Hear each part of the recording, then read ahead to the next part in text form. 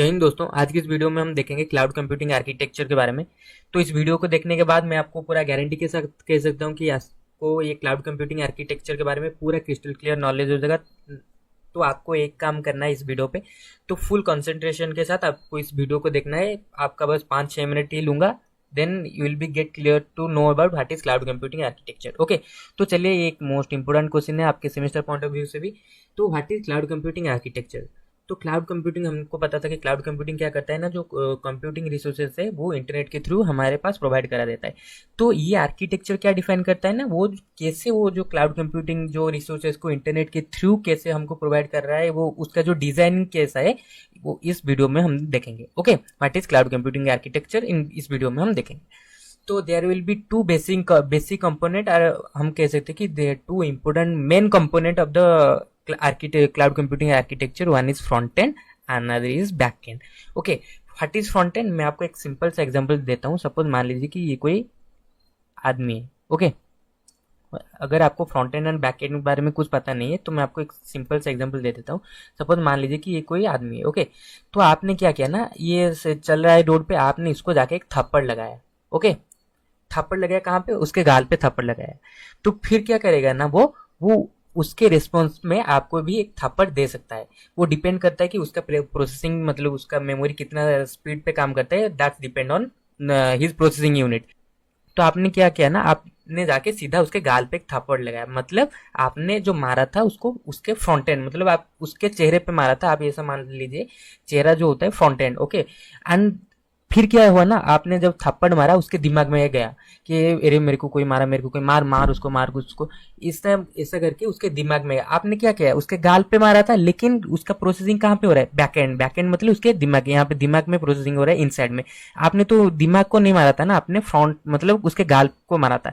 लेकिन क्या हुआ ना, उसके दिमाग में ये सब प्रोसेसिंग हुआ बैक एंड में कि यार मेरे को कोई मारा, मेरे को कोई मारा। उसके बदले में वो क्या किया ना, उसके आपको मतलब उसके हाथ से आपको रिस्पॉन्स दिया, मतलब वो फिर उसने रिस्पॉन्स दिया। आपने अगर चाटा मारा है देन वो भी एक चाटा मारेगा। ओके, वही होता है कि आपने एक फ्रंट एंड को, आप फ्रंट एंड के थ्रू रिस्पॉन्स देते हैं किसको ना, बैक एंड को। बैक एंड क्या करते हैं ना, फिर अकॉर्डिंग टू दैट रिस्पॉन्स, आपने जो रिक्वेस्ट दिया होगा कि मेरे को, सपोज मान लीजिए आप जो रिक्वेस्ट दिए होगे, अकॉर्डिंग टू दैट वो बैकएंड आपको रिस्पॉन्स देता है। ओके, आई होप आपको फ्रंट एंड और बैक एंड के बीच में जो डिफरेंस है वो क्लियर हो गया होगा।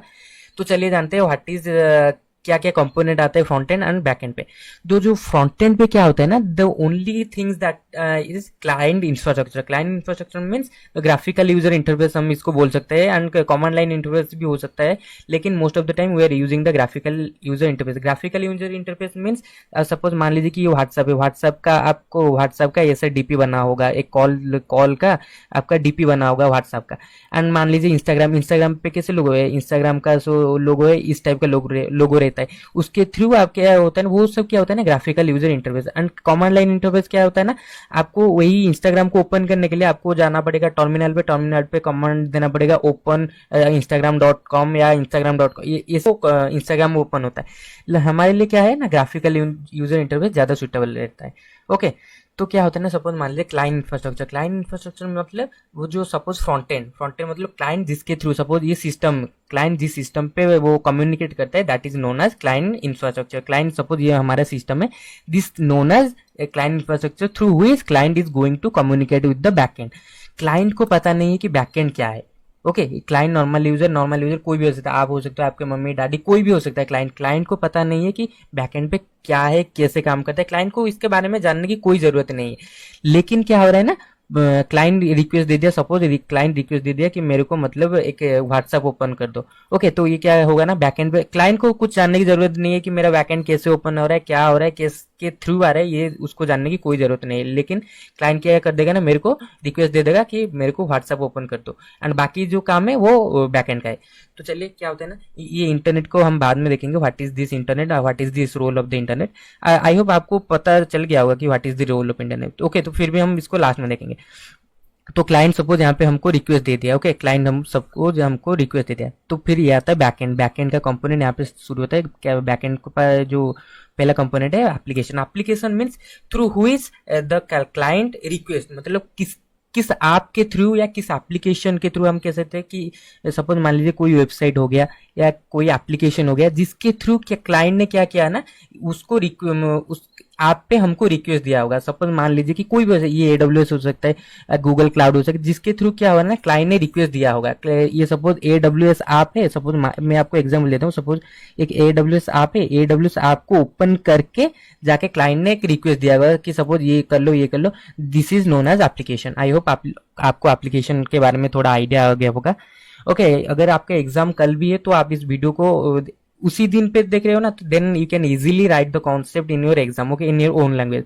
फिर आता है सर्विस। सर्विस क्या होता है ना, सर्विस हमको पता था there are main three types of service, one is IaaS, PaaS and SaaS. Okay, ये क्या होता है ना, एप्लीकेशन के बाद ये सर्विस को आता है। सर्विस पे चेक किया जाता है कि क्लाइंट कौन से सर्विस को रिक्वेस्ट किया करता है।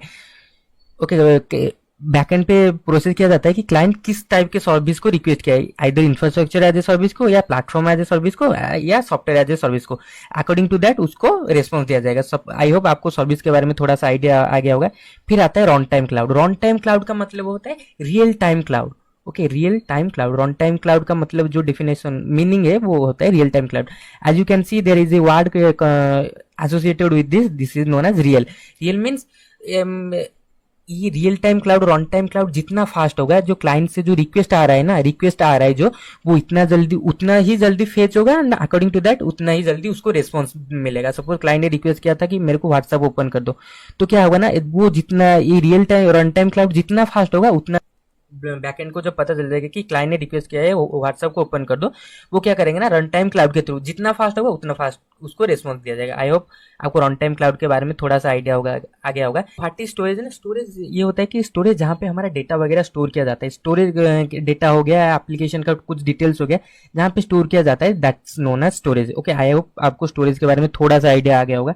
एंड फिर आता है इंफ्रास्ट्रक्चर। इंफ्रास्ट्रक्चर क्या है ना, जहाँ पे आप अपना एप्लीकेशन होस्ट करते हैं, जहाँ पे ये जो हमारा एप्लीकेशन सपोज Instagram.com हो गया या व्हाट्सअप हो गया, जहाँ पे ये सब होस्टिंग हो रहा है, उसको इंफ्रास्ट्रक्चर बोला जाता है। इंफ्रास्ट्रक्चर पे बेसिकली क्या होता है ना, we are hosting our application या hosting our website, and infrastructure is a collection of storage and application service. ये इंफ्रास्ट्रक्चर पे ऑल जो सभी चीजें यहाँ पे स्टोर किया जाता है। स्टोरेज भी रहता है यहाँ पे, हम एप्लीकेशन भी होस्टिंग कर सकते हैं, एंड हमारा जो कुछ भी यहाँ पे एप्लीकेशन को भी होस्टिंग कर सकते हैं, हमारा वेबसाइट को भी होस्टिंग कर सकते हैं, एंड स्टोरेज यहाँ पे सभी होता है, इंफ्रास्ट्रक्चर पे होता है। फिर आता है क्या है ना, सिक्योरिटी एंड मैनेजमेंट। सिक्योरिटी क्या होता है ना, आपको पता होगा, हर चीज के लिए सिक्योरिटी का बहुत जरूरी है, क्योंकि सिक्योरिटी क्या करता है ना, हमको एक एश्योरिटी प्रोवाइड करता है कि ये जो हमारा जो बैकएंड पे जो डेटा है वो सिक्योर्ड है, एंड क्या है ना, उस पे कोई टाइप का हैकिंग हो गया या इंटरप्ट वगैरह नहीं आ सकता। This is the role of security. Okay, फिर आता है मैनेजमेंट। मैनेजमेंट क्या होता है ना, ये एप्लीकेशन कैसे सही से काम करेगा, सर्विस कैसे सही से काम करेगा, रन टाइम कैसे सही से काम करेगा, एंड जो बैकएंड पे जो सभी ये जो पांचों कंपोनेंट्स है वो कैसे सही पे काम करेगा। This is the work of this management. Management क्या करता है ना, सबको चेक करता है, अगर एप्लीकेशन पे कुछ डैमेज होता है वो बैकएंड को तुरंत या जो क्लाउड प्रोवाइडर है उसको तुरंत ही बता देता है कि आपका जो सर्विस है रन टाइम क्लाउड पे कुछ फॉल्ट है। फिर आता है इंटरनेट। ओके, हमने बोला था कि इंटरनेट को बाद में देखेंगे। तो इंटरनेट क्या है, तो internet is nothing, it act as a intermediary between the front end and the back end, or we can say between the client and the cloud, between the client and the cloud provider. क्या करता है ना, internet के through क्या हो रहा है ना, क्लाइंट जो रिक्वेस्ट दे रहा है वो इंटरनेट के पास आ रहा है, एंड इंटरनेट के थ्रू क्या आ रहा है, बैकएंड के पास जा रहा है, एंड बैकएंड के जो रिस्पॉन्स है वो इंटरनेट के थ्रू क्लाइंट के पास जा रहा है, and this is the role of the internet. I hope आपको क्लाउड कंप्यूटिंग आर्किटेक्चर बारे में क्लियर क्रिस्टल आइडिया आ गया होगा।